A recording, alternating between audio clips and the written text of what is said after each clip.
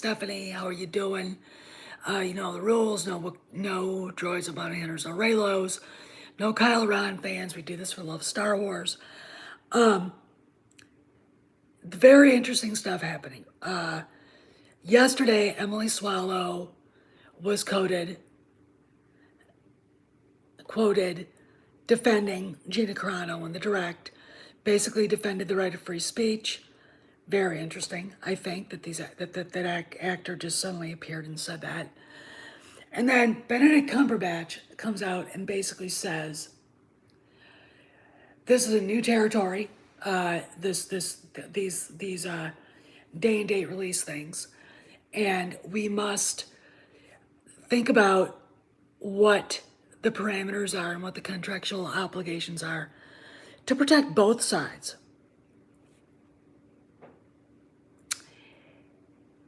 I'm gonna posit this.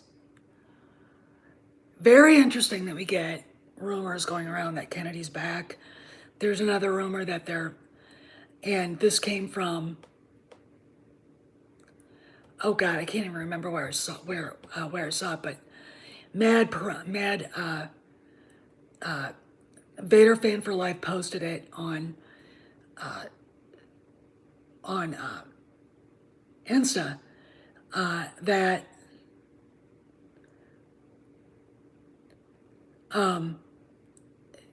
there's that rumor about episode 10, 11, and 12 being in development for Star Wars.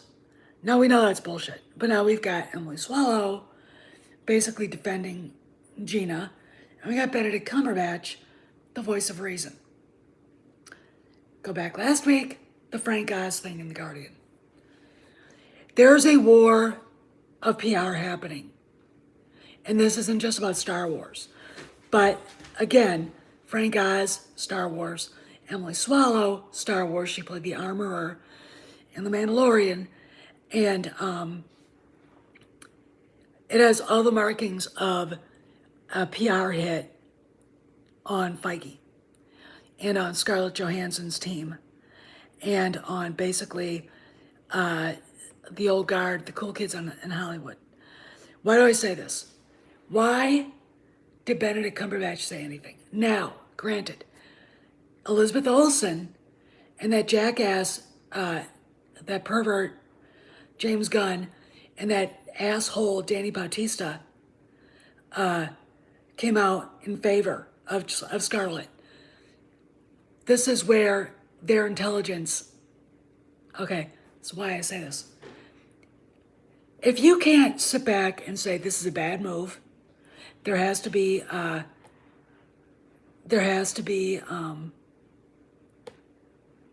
basically a rational discussion about what's happening here. In the middle of this, you know, the cool kids screaming and shouting like a bunch of jackasses.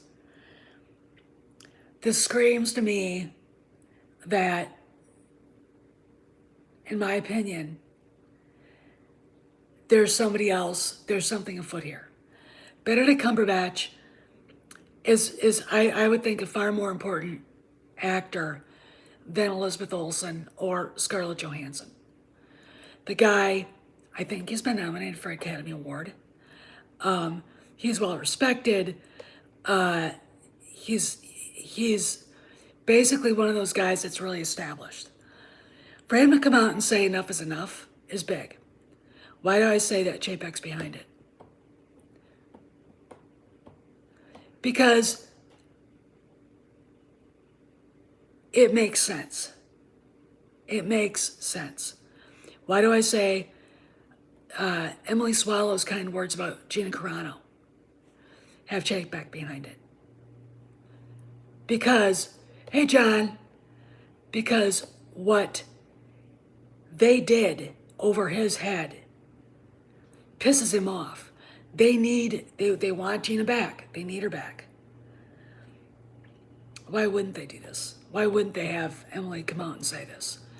Maybe she said it out of the goodness of her heart, but you don't just go out there and defend somebody who's basically a pariah among a, quote, majority of Hollywood without a good reason. Okay. Then we have, so we knew that there was going to be competing stories. However, these aren't rumors. The episodes 10, 11, and 12 is a rumor, hysterical rumor. But they're rumors. These are not. These are interviews in legit industry rags from the actual actors. Okay. So it not only shows that there's a battle for the soul of Disney right now, in my opinion, there's a battle for the soul of the industry itself.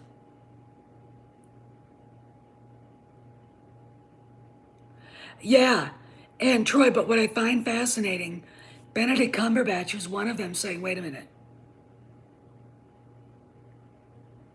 All right, we need to think about this. And you got Emily Swallow saying, yeah, Gina's a great girl. She's a great gal. We like her. They wouldn't be saying that out without prompting. They wouldn't be saying that without feeling they could get away with it. And that, my opinion, is Swallow and Cumberbatch basically we're not asked maybe, but maybe told that maybe there's a good idea here to kind of defend some of this, because honestly, when you look at what Cumberbatch said, it is a defense of Disney. It really is. And when you look at what Emily said, it is a defense of Jon Favreau and Dave Filoni as much as it is Gina, because I know Gina wasn't the target. She's not the target of, she was never the target of Kennedy's anger and Pablo's anger. It's Favreau and Filoni. Again, go back and look at what Pablo is saying on his Twitter account. He's full on, yeah, and I don't know. I think because Cumberbatch is so tied to Disney, and he might see Feige. And it's interesting that this interview came out after Shang-Chi's first blockbuster weekend, which wasn't. It's already lost 30-some% in box office, by the way. This movie will not have legs.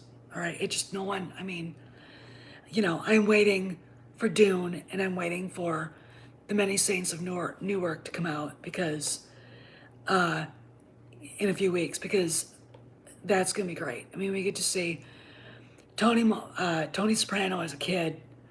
We get to meet Chris Moltisante's dad, and we get to see the Soprano crime family as it was. Okay, it's gonna be a lot of fun, and it's gonna be fun seeing Michael Gandolfini playing his father's role. He looks just like him. He looks just like his dad. So this is gonna be great. But so we've got some fun stuff to look forward to. But my thing is, this is just a never-ending back and forth between both sides. I don't know who represents these guys, Swallow or Cumberbatch. They're both British, but it's definitely not CAA, and it's a fire. It's basically a gunshot across the bow of Brian Lord and Feige. Okay, if you think that Scarlett Johansson pulled this boner, and it is a boner, and decided to attack Disney out of her own whatever, no, she's, she gets a lot of credit for being smarter than she is. I don't think she did this by herself and just said, I want to do this. Her lawyers insisted, and Kevin Feige wants it, even though, but you can tell by the press. And Brian Lord, I mean, he has made noise. Notice how CAA has now been really quiet. if Shang-Chi does like, 70% off its box office from this last weekend, it's over. I mean, it is over. Okay. And Disney can say we are going to compensate her with streaming proceeds anyway, which is what they said they were going to do. It's this lawsuit's over. Okay. Benedict Cumberbatch did not come to her defense. Didn't. He came to the defense of Disney in those words. He wasn't kissing Scarlett's ass. Elizabeth Olsen, solidarity with the sister. James Gunn, he got fired from Disney for vulgar, perverted, disgusting, obscene tweets. And then, Danny Bautista is just a dickhead. Okay. Why that? I mean, that guy, he looks like if you were like debating, let's say like you had another guy who could play similar roles and you were debating between hiring him and Bautista. Bautista looks like the guy who'd be on his hands and knees begging, which would make me not want to hire him. Okay. That's Danny Bautista. You couldn't get more soy than him. He's nasty, leftist trash. Okay. And and he can't keep his goddamn mouth shut for anything. Okay. So those guys being stupid. And it also says a lot about how dumb they are. And they are dumb. Okay, they're not bright. What else is going on? Okay, so let's go through the rumors now. Kennedy's out. Kennedy's in. Kennedy's in for two more years. Kennedy's in for one more year. Hey, Darius. Kennedy's out on October 31st. Okay. Then they're developing Star Wars episodes 12, 10, 11, and 12. They want to make a John Boyega Finn spinoff. And then I thought I saw something about a Rey spinoff, and I'm like, what fucking story are you going to tell about her? It's over. Those stories were so poorly written, there's nowhere to go with them. And they don't have a fan base. They really, really don't. Then we get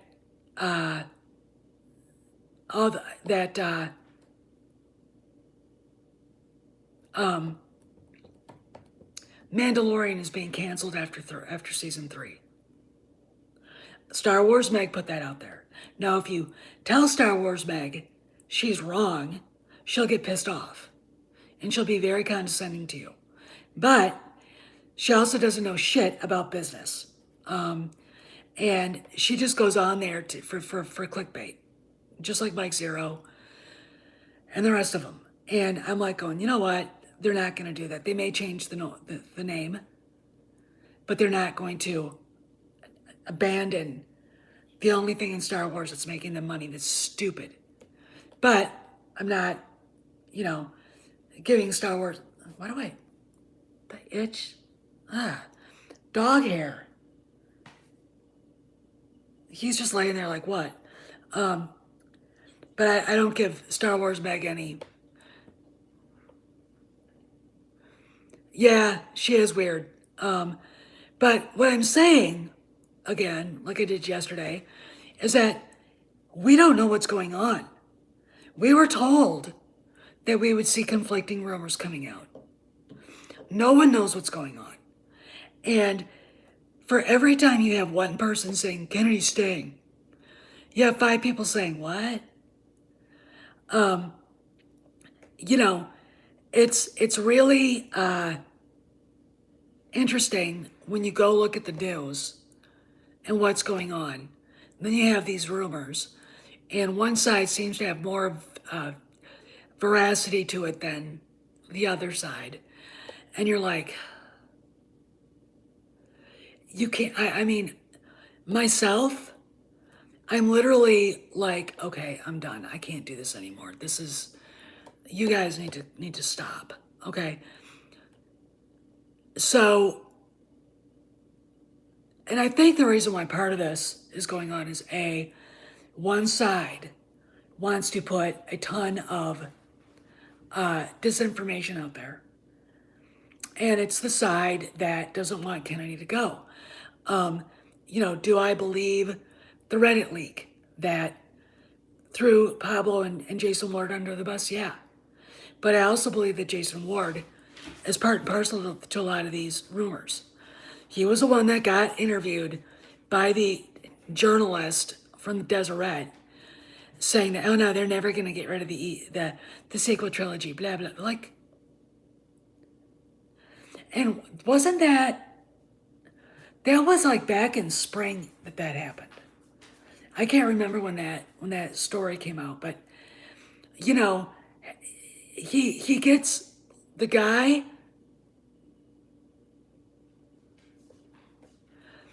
Darth, I think that she's already done that.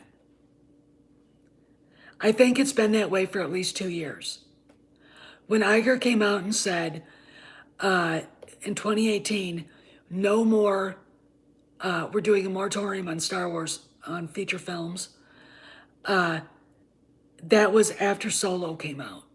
And they have not had a feature film since The Rise of Skywalker, and they almost had to make it. I wouldn't have made it. I'd have been like, we can't do anything with this. Where are we going to go with this? But they had to do it. They had to finish it out. And when you, like the video that I put up showing the discomfort and despair and the cast, Daisy looking at JJ, who's visibly upset, when the interviewer brought up George, and then Kathy droning on incessantly like a human buzzsaw, like the human tape loop. This is a mess.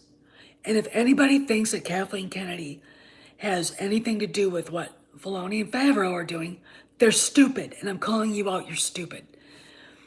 We wouldn't have got Luke Skywalker if Kennedy had known. And before you say, yeah, but John, blah, blah, blah. No, John is a professional. He has to say those things. And if you want to see Kennedy frog marched out of Lucasfilm, because I know a lot of you do, you're not going to. That would not be the professional thing to do.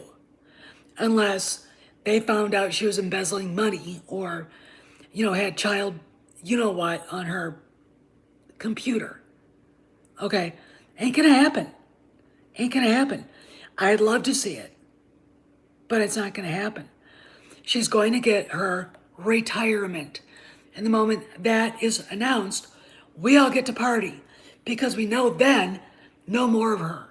Now there is a rumor that Doomcock talked about, and hopefully he'll get more involved with this. I really hope he's listening. The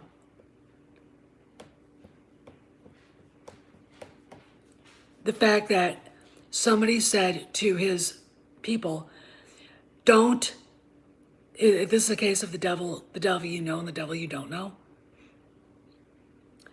And the devil you don't know is worse.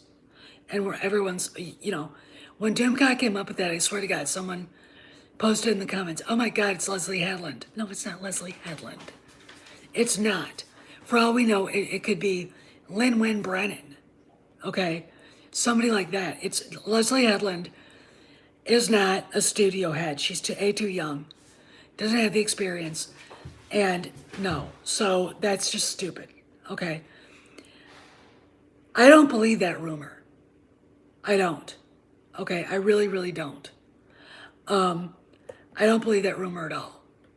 So, the idea that they can't, again, find anybody to take over for Kathy Kennedy is, I am so sick of hearing that. 2018, maybe. Now? No. All right, I don't believe it. All right, dazzle me with more bullshit, or actually have Chapek say it out loud in an interview, okay? Do that, and then maybe I'll believe you. But right now, I don't. And why don't I believe that? It is not 2018 anymore, even though I look around and see a lot of people who still think it is. 2021 is a vastly different year. There aren't any feature Star Wars films coming up, despite the rumblings that Rogue Squadron is going to start being made. Really? When? I'll believe that when cameras start rolling. And the reason why is because Patty Jenkins doing her fan dance to get attention for it. She's probably doing Cleopatra before. I mean, you know, you guys aren't actually looking at all of the evidence, okay? The reason why Jenkins and Headland back in May were screaming, or like was it back in June, screaming and shouting about their projects is they don't want them to be defunded and taken off the development list. That's why. That's why Headland said she hired a writer. That's why Jenkins said what she said. You know, there's all kinds of stuff going on that we haven't heard. We probably never will. Okay, let's talk about Chapek. So he's got probably Kennedy in her corner, wrapped up in bubble wrap. You know, her attention focused on Indy 5. They just started filming again, by the way. Was it this? The Sun basically said that they're back to filming again. So we got what, 2 more months till it's over, till it wraps. So she's there. She's got nothing to do with any of this. I find it fascinating that she's off in London, and we're all acting like, Phil, Reimagine Tomorrow is this big. Okay? The war for Disney is this big. That's not a hill you die on. Bob Chapek doesn't care about that. Okay? Right now he's fighting Kevin Feige. Okay? That's what he cares about. And it's a war he has to win. And if Shang-Chi does not perform as well as you know, that Feige needs it to, that's more ammunition for Chapek, okay? I guarantee you the Eternals isn't gonna do good. The girl who does my hair, she did a pretty good job. She colored it yesterday. Basically said, and I quote, she and her husband watched the Eternals trailer and were like this.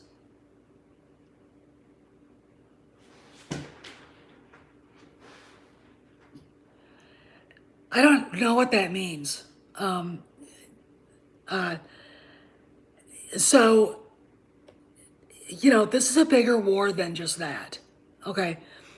That is not a hill to die on. Okay?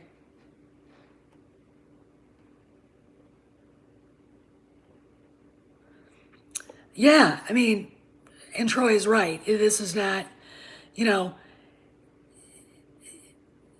Cameron had a lot to say on the worry about Reimagine Tomorrow. I myself don't care about it. All right? I don't care about it. You know, when Simu Liu shows up and screams at YouTubers, I'm like, what are you afraid of? What are you afraid of? He wouldn't pay any attention if he was afraid. Okay? He wouldn't. All right? And that's the thing. You don't give something attention if you're not concerned about something.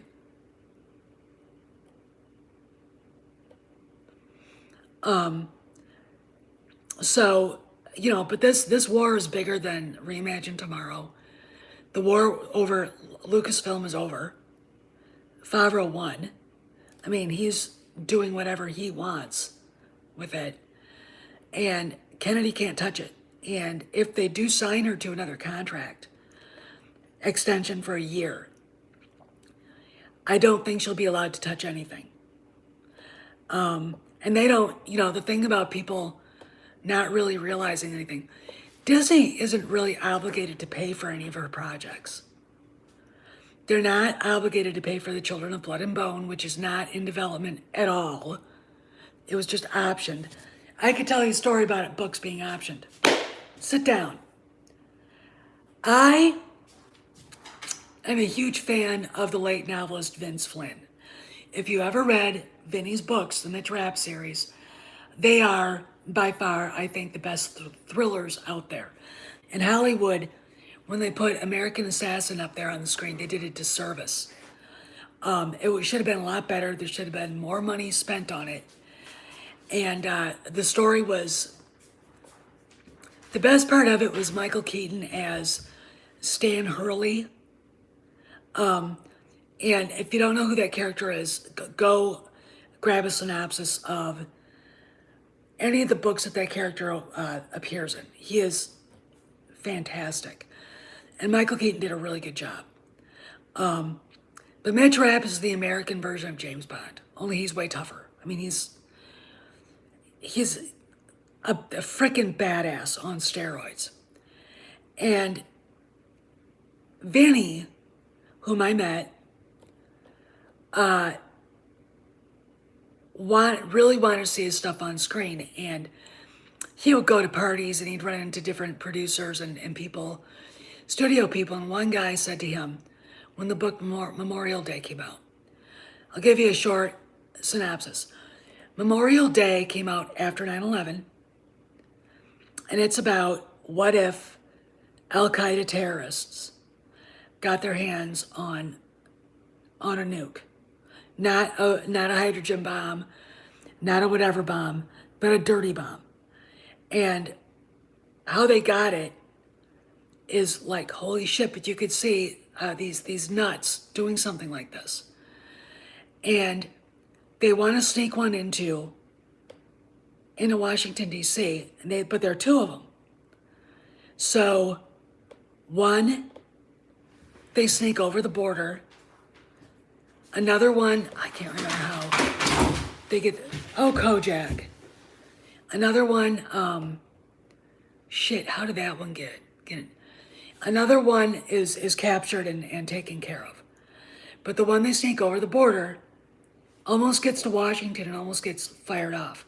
And it is awesome. It is a great book. And how they catch them and what they do and the bureaucrats, standing in their way and all the rest of the stuff. And it's fantastic. And if you guys ever want to read a good book, read Memorial Day. And it's basically one they want to, the bomb is one they want to go set off like in the middle of the day when everybody's there, because it's the first day of summer. People are visiting Arlington, they're visiting the monuments, It's scary as hell. And it would make an excellent movie. So if they're talking about it, and Vinny says, I really would like to see it up on screen. I really would like to see it optioned. And here's what, and this is during the second Bush administration, the George W. Bush.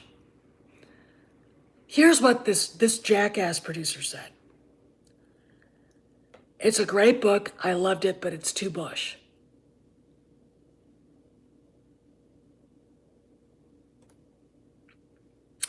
Because nothing like that would ever happen.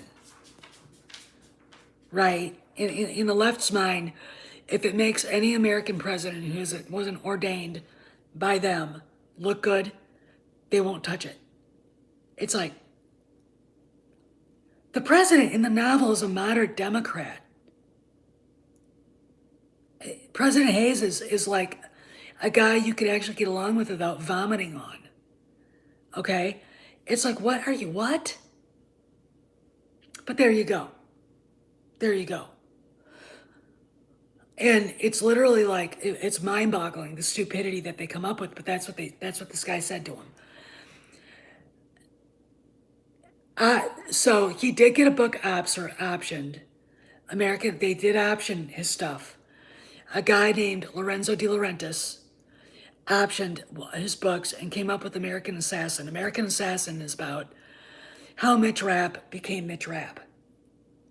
And it's a very sanitized version of how Mitch became Mitch, okay?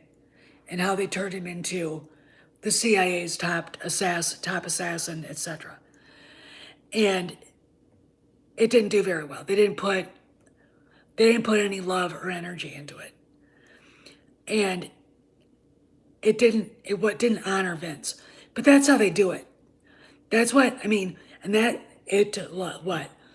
I was in mid-trap forums in like 2007, 2008, 2009, talking about this.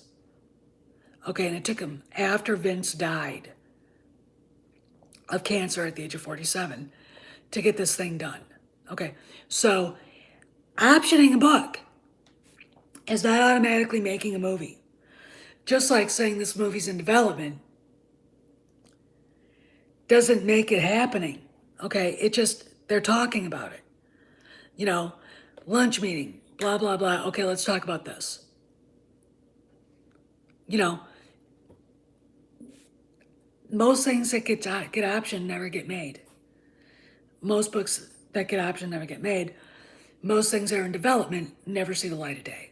Okay, and I can't imagine, I'm agreeing with Valiant Renegade, The Acolyte ever seeing the light of day. I can't imagine Disney putting $1 into that.